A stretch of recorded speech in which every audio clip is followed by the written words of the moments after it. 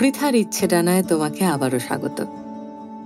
আজকে যে ছোট গল্পটা পড়ব তার নাম এক প্রেমিক পুরুষের ইতিবৃত্ত। লিখেছেন আশাপূর্ণা দেবী।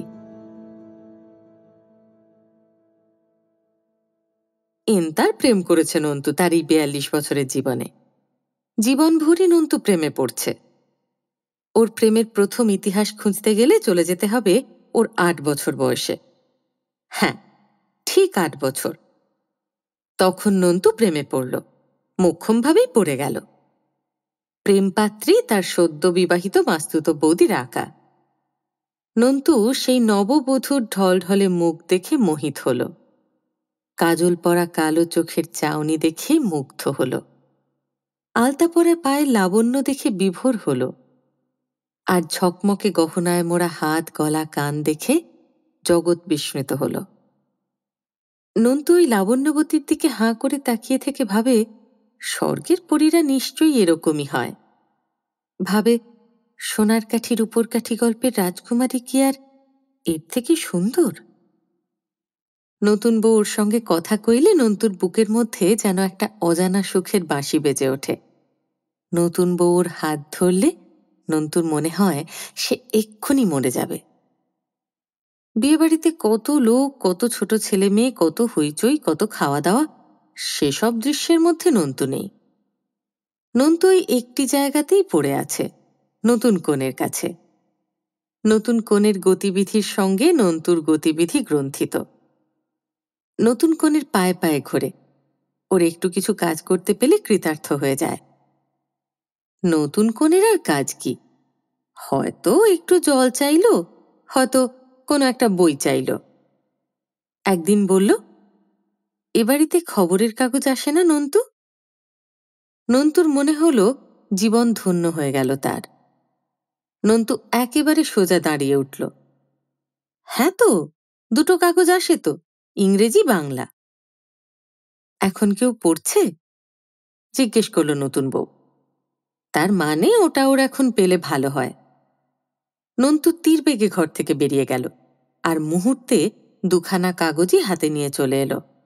যেন কোথাও কোনো বামুন বুড়ো অথবা দৈত্যরাজকে পরাজিত করে রাজকুমারীর প্রাণভোমরা উদ্ধার করে নিয়ে এলো। মুখের চেহারায় তেমনই দীপ্তি।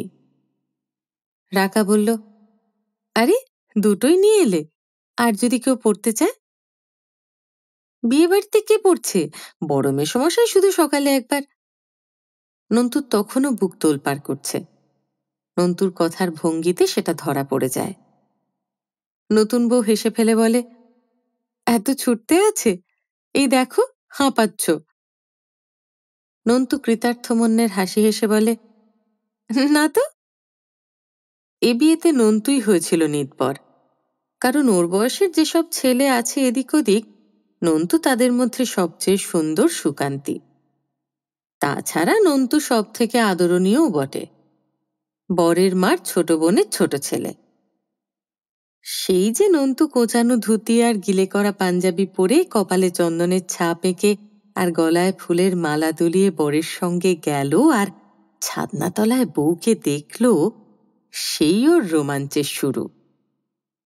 বিয়ের সত্যি বর ছলছুতো এ ঘরে এসে হেসে হেসে বলে, নিতবরটি তো দেখছি সবটা দখল করে নিচ্ছে, আসলের জন্য কিছু রাখছে না। বউ মুখ টিপে হেসে বলে, ও তো দস্তুর মতো আমার প্রেমে পড়ে গেছে। ও পড়লে ক্ষতি নেই, তুমি না পড়লেই হলো। বউ বলে, আমি বা নয় কেন? প্রতিদান বলে একটা কথা আছে তো। নন্তু অবশ্য এসব শুনতে পায় না, ওর কান বাঁচিয়েই বলা হয়।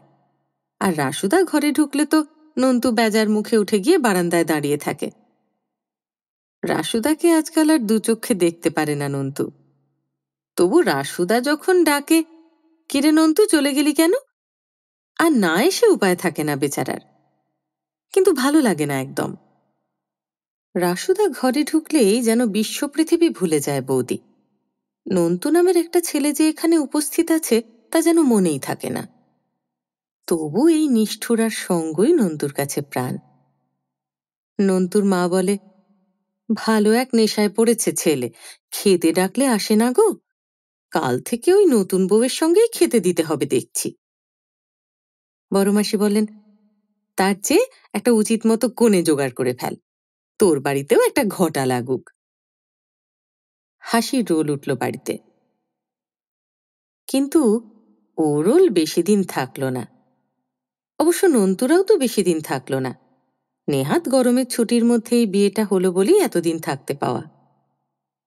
যেতে তো হবেই একদিন, কিন্তু শেষ রক্ষা আর হলো না। যাবার দিন নন্তু এমন এক কাণ্ড করে বসল যে সবাই নন্তুর কদিনের ব্যবহারের আসল মানে খুঁজে পেয়ে হাঁ হয়ে গেল। আর ভাবতে লাগলো, যত সরল শিশু ভাবা যাচ্ছিল তত তো নয় বাপু। চলে আসার দিন নন্তু এক ফাঁকে একটি প্রণয় কাব্য লিখে রাকার হাতে গুঁজে দিয়ে পালালো। বলে গেল, কাউকে দেখাবে না কিন্তু। কিন্তু অবিশ্বাসিনী নারী নন্তুর এই নিষেধের মর্যাদা রাখল না। ফলে বাড়ি শুদ্ধ সকলের হাতে হাতেই ফিরতে লাগলো সেই কবিতাপত্র।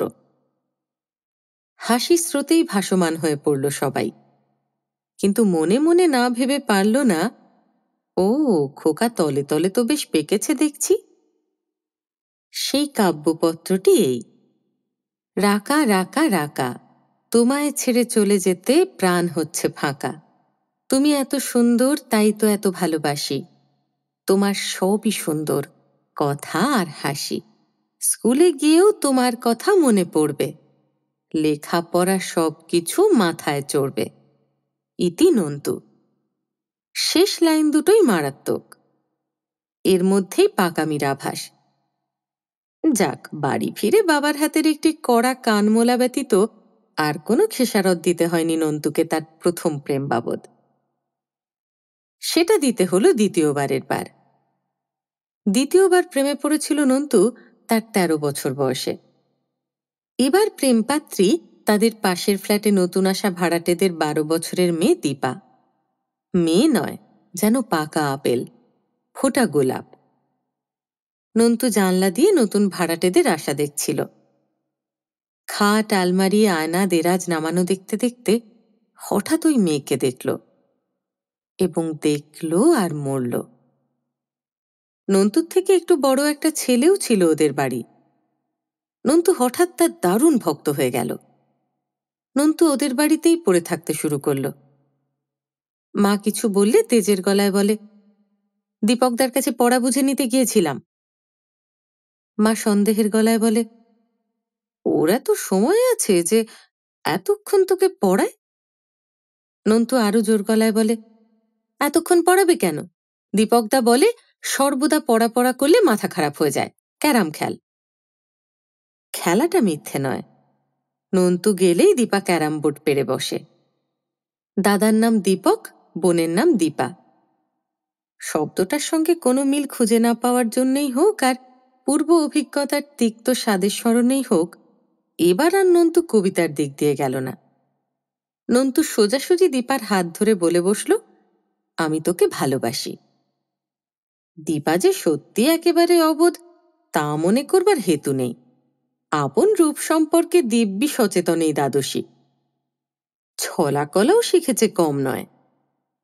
ক্যারাম খেলায় হেরে গিয়ে যখন হইচই করে অথবা আর খেলবো না বলে গুটি ছড়িয়ে উঠে যায়, তখন ভঙ্গিমা করে অনেক, এবং খাটো ফ্রকের আঁটো কাটের বাহারটি কিসে ভালো মতো উদ্ঘাটিত হয় তা ভালোই জানে। কিন্তু এখন নন্তুর ওই প্রেম নিবেদন স্রেফ এইমাত্র পৃথিবীতে পড়া মুখে বলল, উমা, সে কথা এত ঘটা করে বলার কি আছে রে? বন্ধু হোস, ভালোবাসবি না? আমিও তো তোকে কত ভালোবাসি। ১৩ বছরের নন্তু তার থেকে ১ বছর ২ মাসের ছোট এই অবোধ বালিকার মধুর সরলতায় মুগ্ধ হল, আবার করুণাও বোধ করল। তাই করুণার গলাতেই তাকে জ্ঞান দেবার মহৎ উদ্দেশ্য নিয়ে বলল, তুই এমন বুদ্ধু, বন্ধুর মতো নয় মোটেই। তোর জামাইবাবু তোর দিদিকে যেমন ভালোবাসে তেমনই। এ মা, কি অসভ্য! বলে দেব দিদিকে, চল তোকে দিদির কাছে নিয়ে যাই। বলে দীপা ওকে এমনভাবে সাট্টে পাট্টে ধরে নিয়ে চলল, তেমন ধরা একমাত্র চোরকেই ধরে লোকে, চোর পালিয়ে যাবার ভয়। কিন্তু এখানে চোর কি পালিয়ে যাবার? নন্তুর মনে হলো, ধরা পড়ার মতো সুখ কি ইহ পৃথিবীতে আর আছে? নন্তু সেই সুখটা তাড়িয়ে তাড়িয়ে উপভোগ করতে চোখ বুজল। কিন্তু নন্তুর সময় নির্বাচনটা বড় ভুল হয়েছিল। দীপার দিদি জামাইবাবুর উপস্থিতিতে দীপার সঙ্গে প্রেমের রকম ফেরের ব্যাখ্যা করাটা সমীচীন হয়নি তার। তবে সেটা বুঝল নন্তু একটু লেটে। চোখ বোঝা অবস্থাতেই দিদির গলা শুনতে পেল। এর মানে? কণ্ঠস্বর কঠোর। সঙ্গে সঙ্গেই দীপার শিশুকণ্ঠের আদুরে কথা যেন ওর কানের উপর বাজ ফেলল। দেখো না দিদি, এই পাজিটা এমন অসভ্য কথা বলছে, তাই তোমার কাছে ধরে নিয়ে যাচ্ছি। আর নিয়ে যেতে হবে না, বাচাল বেহায়া মেয়ে কোথাকার, ছাড় ওকে। মুহূর্তে স্বর্গসুখ বিলুপ্ত। পায়ের তলায় কি মাটি আছে? থাকলে নন্তু নামক প্রেমিক বালকটি তলিয়ে যাচ্ছে কেন? দিদি নন্তুকে জিজ্ঞেস করলো না দীপাকে কি বলেছে? দীপাকেই জিজ্ঞেস করল, কি বলেছে? দীপা অবলীলায় বলল, বলেছে জামাইবাবু তোমায় যেমন ভালোবাসে ও আমায় তেমনই। এমন অসভ্য না? নন্তু তখনও লোকচরিত বিশ্লেষণ করতে শেখেনি, কিন্তু নন্তুর মনের মধ্যে যে ঝড় বইছিল তা ভাষার ছাঁচে ফেললে এই দাঁড়ায়, উফ, মেয়ে মানুষ কি সর্বনেশে জাত! ফোটা গোলাপের মধ্যে এমন কাঁটা, পাকা আপেলের ভিতরটা এমন পচা। দিদির মুখ দিয়ে বা এসব কথা বেরুচ্ছে কি করে? নন্তু ভিজে বেড়াল, নন্তু ন্যাকা বদমাইশ, নন্তু বোকা বজ্জাত। নন্তু মনে মনে ঠিক করল, জীবনে আর এই মেয়ে মানুষ জাতটার কাউকে ভালোবাসা নয়। এরা হাসতে হাসতে লোকের গলা কাটতে পারে। আসুক কোনোদিন ওই পাজি মেয়েটা, আই নন্তু ক্যারাম খেলবি বলে ডাকতে, মজা দেখিয়ে দেবে নন্তু। কিন্তু ইহজীবনে আর তাকে মজা দেখাবার সুযোগ পেল না নন্তু। মেয়েটা কোনোদিন ডাকা তো দূরের কথা, নন্তুর দিকে তাকিয়েও দেখল না। নন্তুর সামনে দিয়ে স্কুলে গেল এলো, স্কুলে গেল এলো করতে করতে শরীরটাকে এমন বাড়বাড়ন্ত করে তুলল যে 14তেই 18 মনে হতে লাগলো। অবশেষে সত্যি 18 হতে না হতে দীপাকে শ্বশুরবাড়ি পাঠিয়ে দিল ওরা। ওই বিয়েটাকে ঘিরে অনেক স্বপ্ন দেখেছিল নন্তু। বিরোধ ভুলে ওরা নেমন্তন্ন করবে, বাড়ির আর কেউ যেতে না চাওয়ায় ছাই ফেলতে ভাঙাকুলো নন্তুকেই যেতে হবে নেমন্তন্ন রক্ষা করতে। তারপর বিয়ের কনেকে জানিয়ে আসা যাবে, তোমার জন্যেই আজ আমার এই দশা, তোমার জন্যেই আজ আমি মরতে বসেছি। কিন্তু কথাগুলো বলবার সুযোগ আর পেল না নন্তু। দীপার চোখের চামড়াহীন বাপটা পড়শি হিসেবেও নন্তুদের একখানা নেমন্তন্ন চিঠি দিল না। সেই পুরনো রাগ পুষে রেখেছে। চিঠিটা বুক পকেটে না থাকলে কিসের বলে বলিয়ান হয়ে এরকম গোলমেলে জায়গায় যাওয়া যাবে? তবে ঢুকতে পেলেও এবং বলতে পেলেও সত্যি কথা তো আর বলা হতো না। সত্যি কি আর দীপার দুর্ব্যবহারে বুক ভাঙা হয়ে নন্তু চুপ করে বসেছিল, নাকি 13 থেকে 19 এই 6-6টা বছর রমণীহীন পৃথিবীতে বাস করে এলো নন্তু? এই 6 বছরে কম করেও 3-6 18 বার প্রেমে পড়েছে নন্তু। অতএব 18 বার বুক ভাঙা মন নিয়ে ঘুরে ঘুরে আবার ভাঙা বুক জোড়া দেবার ওষুধ খুঁজে বেরিয়েছে। বুকের মধ্যে একখানা তাজা চকচকে প্রেম নেই, সর্বদা স্মরণ করবার মতো একখানা মুখ নেই, এই অবস্থা নন্তুর ধারণার বাইরে। তবে নন্তু এর ফাঁকে ফাঁকে পাশটাশগুলোও চালিয়ে গেছে ঠিক মতো, এই যা বাঁচোয়া। নন্তুর এইসব প্রেমের পাত্রীরা বিচিত্র। এর মধ্যে নন্তুর থেকে বয়সে অনেকটা বড়ও থেকেছে 2-1 জন, যেমন চারুলতাদি, মনীষা খুড়িমা। তাছাড়া পাশের বাড়ির মেয়ে, দাদার শ্বশুর বাড়ির মেয়ে, বামুন্দির মেয়ে, রজনী স্যাকরার মেয়ে, লন্ড্রি সুবোদ্দার মেয়ে, আরও কত কত। কিন্তু এমনই ভাগ্য নন্তুর যে নন্তুই শুধু প্রেমে বিহ্বল হয়। তার প্রেমাস্পদারা ফিরেও তাকায় না, আর যদি বা তাকায় সেটা নন্তুকে শাসাতে আর বড়দের বলে দিতে। একটা প্রেমেও নন্তু সাকসেসফুল হতে পারল না। সব বিশ্বাসঘাতিনীর দল। অথচ নন্তু সুন্দর সুকান্তি পুরুষ, দেখলেই তো ভালোবাসতে ইচ্ছে হবার কথা। তা সেই ইচ্ছে নন্তুর কলেজের মেয়েদের মধ্যে দেখা দিল। তাই নন্তুকে কলেজ শুদ্ধ মেয়ের প্রেমে পড়তে হলো। যাতে নন্তুকে নিরপেক্ষ বলে ধরা যায়, নন্তুকে তাই কখনো বেলার সঙ্গে বেড়াতে যেতে দেখতে পাওয়া যায়, কখনো কণার সঙ্গে গঙ্গার ধারে ঘুরতে দেখা যায়, কখনো মঞ্জুরির সঙ্গে কফি হাউসে, আবার কখনো হৈমন্তীর সঙ্গে দক্ষিণেশ্বরে। মোটের মাথায় প্রেম শূন্য অবস্থা একবারও থাকেনি নন্তুর জীবনে। কিন্তু এই প্রেমের জন্য নন্তু তার জীবনে কি কম লাঞ্ছিত হয়েছে, কম তিরস্কৃত? কখনো নিজের গার্জেনদের কাছে, কখনো অপরপক্ষের গার্জেনদের কাছে, কখনো প্রেমপাত্রী নিজেই ঠিকরে সরে গেছে, যেমন কেতকী হালদার। কলেজে একদিন নন্তুকে রাখি বোসের সঙ্গে চায়ের দোকানে বসে চা খেতে দেখেই ওর মাথায় রক্ত চড়ে উঠেছিল। ফটফট করে চায়ের দোকানে ঢুকে এসে নন্তুকে যাচ্ছে তাই বলে বেরিয়ে পড়েছিল বাড়ির উল্টো মুখ। তারপর কেতকী কলেজ শুদ্ধ সবাইকে নন্তুর বিশ্বাসঘাতকতার কথা বলে বেরিয়েছে এবং নিজের রুমাল ভিজিয়েছে। স্বভাবতই এতে লোকের নন্তুর প্রতি সমবেদনার মনোভাব চলে যায়, বরং তার উপর তীব্র একটা বিরুদ্ধ ভাব এসে যায়। কিন্তু চরম করল সেকেন্ড ইয়ারের ছেলেরা। সবাই মিলে নন্তুকে আচমকা ঘিরে ফেলে আচ্ছা করে ধোলাই দিল। বলল, চাঁদু, তুমি ভেবেছ কি চাঁদ মুখটি দেখিয়ে তুমি গাছেরও খাবে, তলারও কুড়বে? তোমার প্রেম রোগ সারাচ্ছি জন্মের শোধ। বাড়ি ফিরতে মা চমকে উঠে শিউরে বললেন, এ কি সর্বনাশ, এ কি চেহারা, কি হয়েছে নন্তু? নন্তু বলল, দারুণ পড়ে গিয়েছি। কোথায়, কিভাবে? তখন আবার দারুণ একটা গল্প বানাতে হলো নন্তুকে। অতঃপর ওষুধ এলো, মলম এলো, বেশ রাজকীয় সেবাই হলো নন্তুর। কাজেই নন্তু আবার মনে মনে কানমলা খাওয়াটা ভুলল। তবে এবার নন্তু একনিষ্ঠ হল। নন্তুর বড় ভাইজিকে বাড়িতে পড়াবার জন্য যে দিদিমণিটি বহাল হলেন, প্রথম দিনেই তার প্রতি অনুরক্ত হয়ে পড়ল নন্তু। সূত্রটা এই, তার পাড়াটা ভালো নয়, আর সন্ধেটা লোডশেডিংয়ের ছিল বলে ভদ্রমহিলা একটা টর্চ চেয়েছিলেন। নন্তু বেনির সঙ্গে মাথা দিল, টর্চটা ধরে একেবারে বাড়ি পর্যন্ত পৌঁছে দিয়ে এলো। ব্যাস, তৎপথই রোজই দেখা যেতে লাগলো দিদিমণি ঠিক ফেরার সময় নন্তু বাড়ি ফেরার পথে। অতএব নন্তুর সৌজন্যবোধ জাগরিত হয়ে ওঠে। নন্তু বলে, চলুন আপনাকে পৌঁছে দিয়ে আসি। মহিলাটি অবশ্য আপত্তি করেন, বলেন, আবার কেন কষ্ট করবেন? কিন্তু পৌঁছে দেবার পর বেশ সকৃতজ্ঞ ভাষণেই বলেন, যাই বলুন, এই রাস্তাটা রাত্রির দিকে একা আসতে ভয় ভয় করে। ভাগ্যিস আপনি।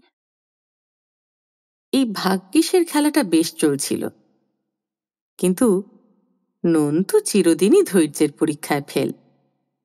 নন্তু বরাবর যা করে তাই করল।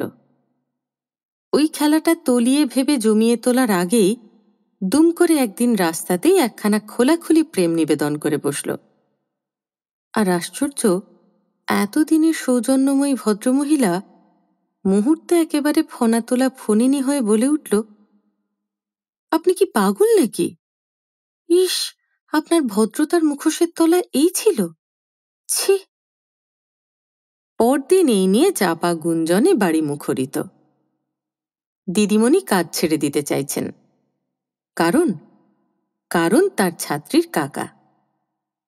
নন্তুর বৌদি এমন দিদিমণিটি হাত ছাড়ার আশঙ্কায় ঝাঁঝালো হলেন। লেখাপড়া তো শিখলে অনেক, জ্ঞান বুদ্ধির বালাই হলো না কেন? সুন্দরী মেয়ে দেখলেই আর চোখ কানে দেখতে পাবে না, এরোগ কবে যাবে তোমার? সুধা বিশ্বাসের সিঁথিতে যে সিঁদুর, তাও চোখে পড়েনি? আর তো তোমায় ছাড়াগুড়ু করে রাখা যায় না, এবার গোয়ালে পড়তেই হবে।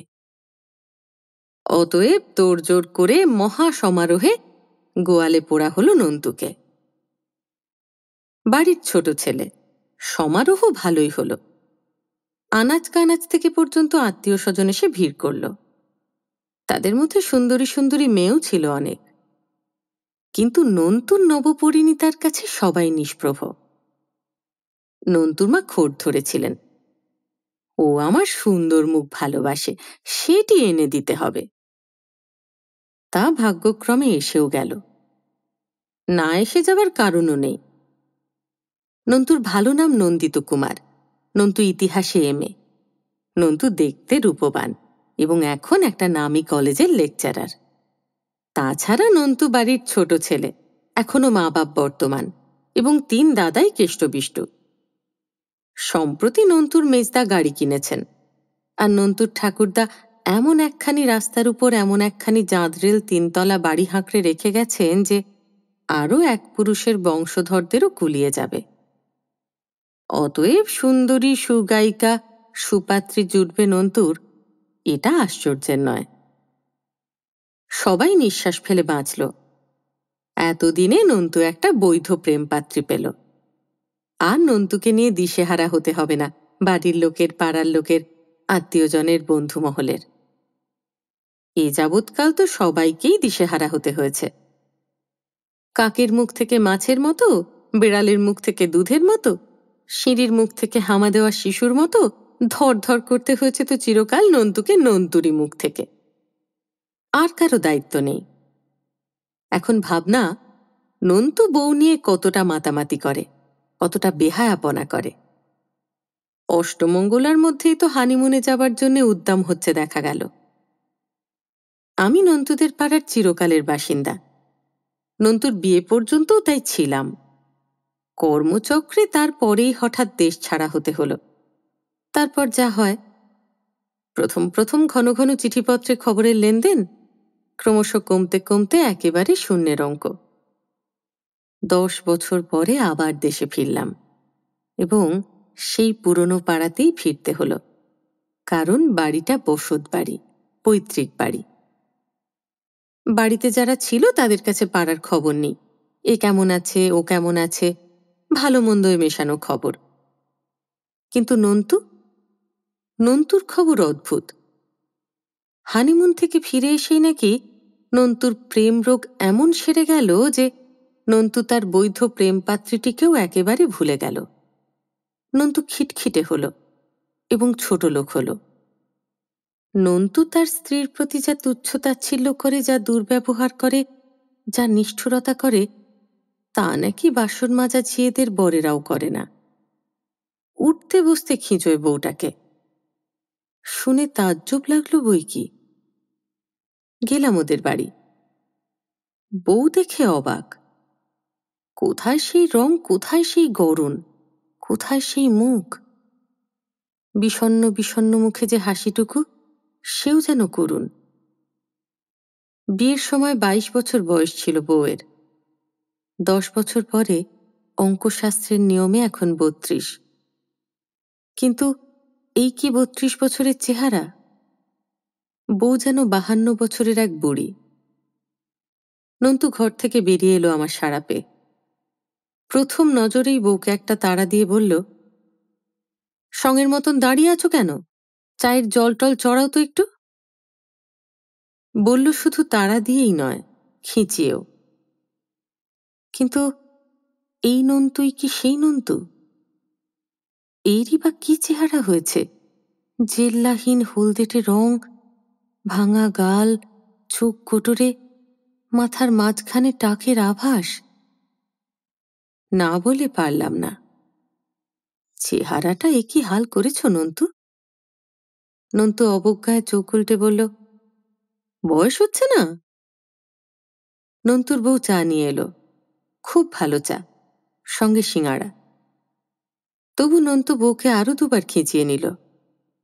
প্রথমে চা দেওয়ার ছিঁড়ির জন্যে, তারপর খিঁচল বাড়িতে কিছু করে না দিয়ে বাজারের খাবার আনিয়ে দেওয়ার জন্যে।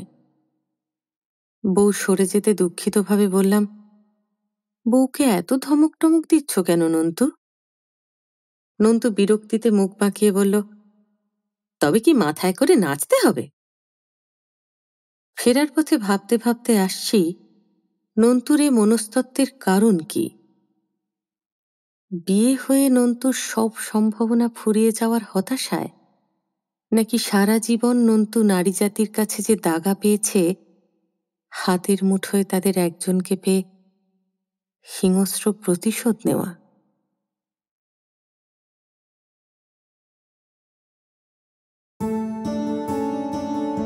কেমন লাগলো তোমার আজকের গল্পটা? যদি তোমার গল্পটা ভালো লেগে থাকে তাহলে একটা লাইক করো, প্রিয় মানুষের সঙ্গে শেয়ার করো, আর চ্যানেলটা যদি এখনো সাবস্ক্রাইব না করে থাকো তাহলে তাড়াতাড়ি সাবস্ক্রাইব করে দিও। আর যদি কেউ পৃথার ইচ্ছেডানার পরিবারের মেম্বারশিপ নিতে চাও তাহলে জয়েন বাটনটা এক্ষুনি ক্লিক করে ফেলো। অনেকখানি ভালোবাসা নিয়ে অপেক্ষা করো আমার পরের গল্পের জন্য। খুব ভালো থেকো।